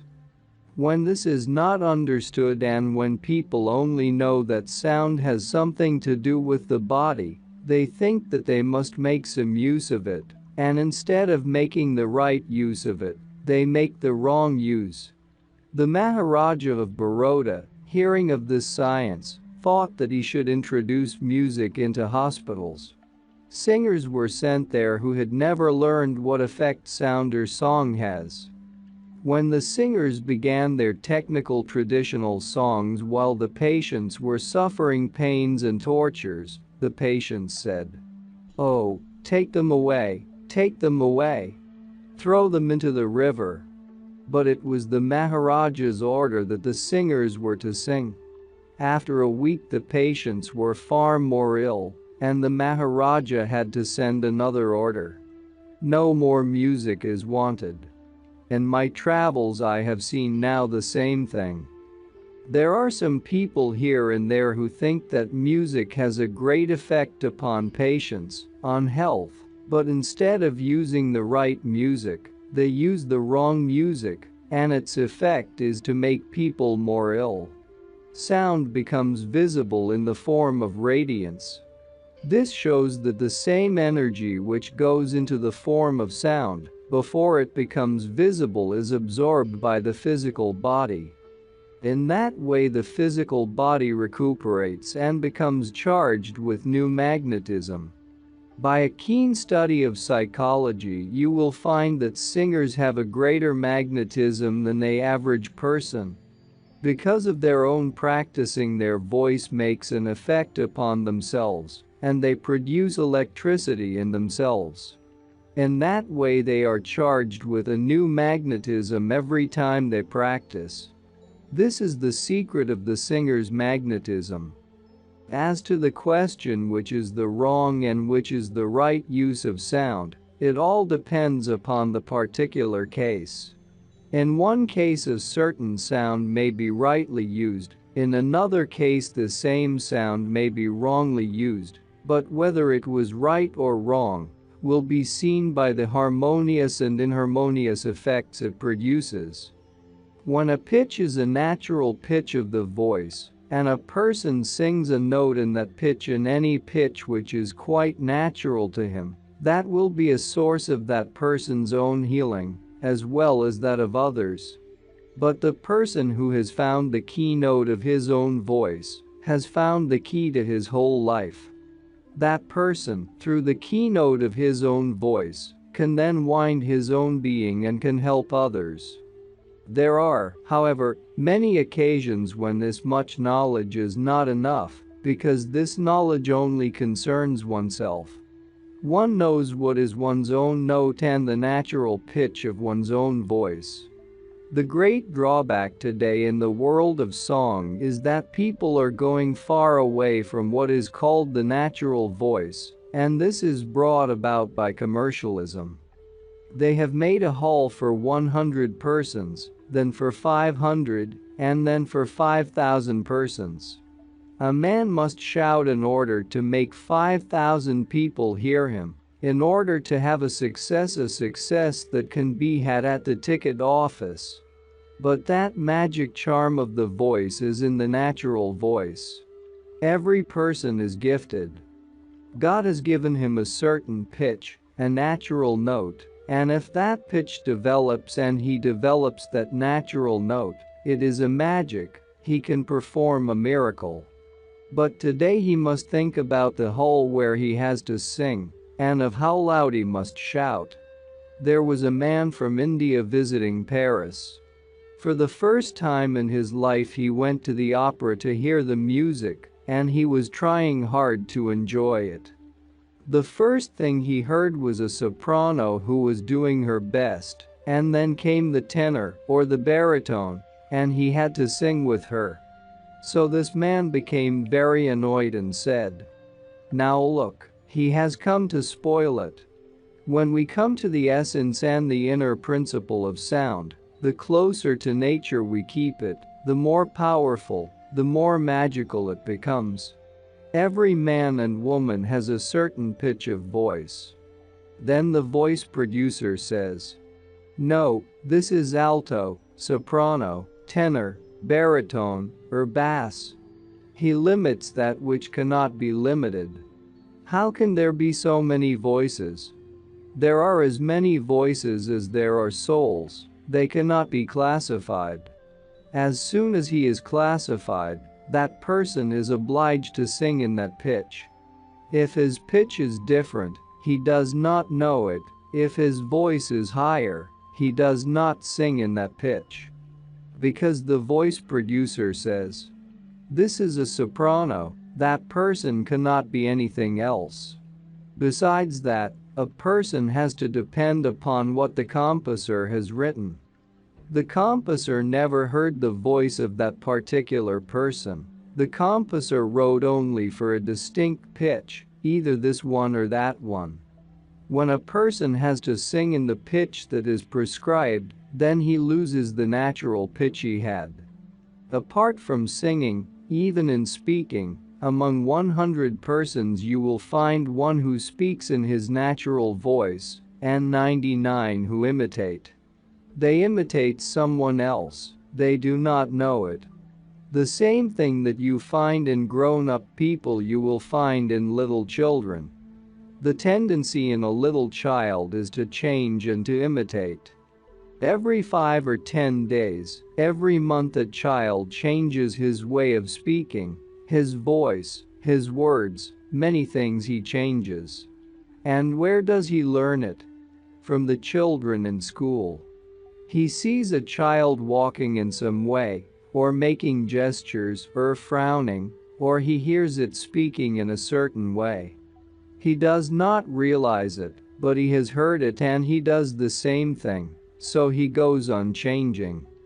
In the same way every person, also without knowing it, changes his voice, and so the natural voice is lost. To retain one's natural voice is a great power in itself, but one cannot always retain it. In order to have a great, a good, a powerful effect with one's voice and sound, one does not have to be a singer. What one has to do is to practice the breath in different ways. One must first know how to breathe, one must then know how to blow, one must then learn how to make a sound, how to say a word. If one practices in these three ways, one will attain that power which is latent in every soul. One need not be a singer, but for every person it is necessary that he should give some part of the day, even the shortest time he can give, 5, 10, or 15 minutes to his voice, to the development of his voice. Question: how does one find one's keynote once it is lost? Answer: but where is it lost? It is only lost from one's view. It is not altogether lost. It is just the same when people say that a person has lost his soul. But the person himself is the soul. How can the soul be lost? The keynote is there, one must discover it, one must find it. Just as the soul is there but hardly one person among so many finds it. Question: how can one find one's keynote? Answer: by trying to find it. Question: how can one be sure that the note one believes to be the keynote of one's being is really the keynote? Answer: belief is the first truth, and faith is the last truth. You must begin from the first and end with the last. Question: has not every nerve its own sound? Answer: yes, it has its own vibration. You may call it sound. Question: does the sound we hear on the radio produce the same effect as the natural sound? Answer: yes. It is the natural sound just the same. Coming through a medium, coming through an instrument, that much is lost from it, but it is a natural sound just the same. Question: how can one best check the tendency to imitate? Answer: the tendency to imitate has some use also. If we did not imitate, we should not know the language. If we did not imitate, we should not be what we are. Therefore, imitating is not a bad thing as long as we do not imitate too much. One must know what to imitate and what not to imitate. If one went blindly imitating anything one saw, then one would imitate both right and wrong. Question: if a singer strains his voice, it is heard easily and it spoils everything. Answer: that is quite true.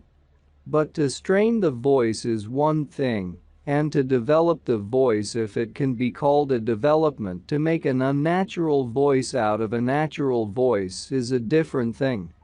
It is not a question of straining the voice, it is making the voice quite different from what was given by nature. Then the magic is lost. Nature has given a certain kind of voice. That voice represents the spirit, the soul, the heart, the intellect, everything that is in man. Evolution in man is to be seen in his voice, and when that voice is changed, then it is different.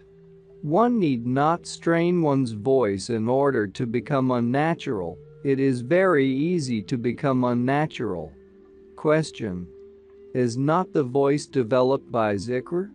Answer: well, that is the best way one can do it.